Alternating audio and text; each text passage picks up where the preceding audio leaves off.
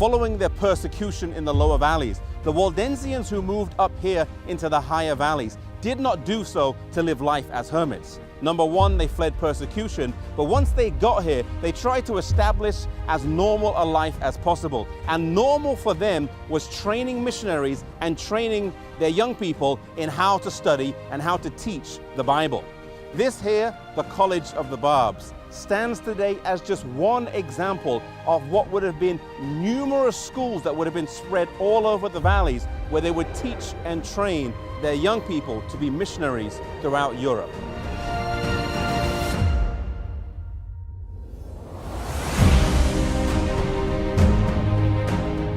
Here in the College of the Barbs is a Bible copy table, a place where the students would have painstakingly, by hand, written the Bible out from beginning to end.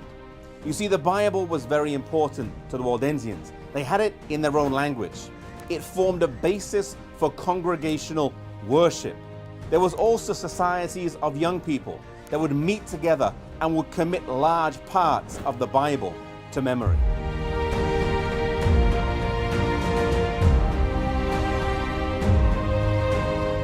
After studying here in the colleges in the valleys, the students would be sent out to many of the great universities around Europe. We know that some of the countries that they went to were England, Scotland, France, Spain, Germany, the Czech Republic, Poland, Lithuania, Bulgaria, and Croatia. And as they went out as students, they would study whether to be a doctor, a nurse, whether it was to be a lawyer. They would study various subjects, but their main purpose of going there was to be an undercover missionary. They would take the Bible with them. They would also send some missionaries out who would just go out as workers. They may be traveling craftsmen or traveling artisans and tradesmen, and they would also take the Bible with them, and they would move and travel through different parts of Europe. They couldn't have the Bible, it was illegal, and so they would take their coat and they would unstitch the seam of their coat, and then just inside the two layers of the coat, they would put a few pages of the Bible. And they would travel with just a few pages of the Bible, not a whole copy. And when they found someone that they thought was maybe interested in the gospel, they would take the Bible out of the stitches of their coat and share the truths of God's word with them. You know, maybe you're working today in a doctor's office. Maybe you're working as a nurse in a hospital. Maybe you're a teacher in a school, or maybe you're a lawyer in some law firm. You are not there simply to collect a paycheck to pay the bills. You are there as a missionary. God has put you there for a specific purpose. There may be someone in your workplace that God knows only you can reach.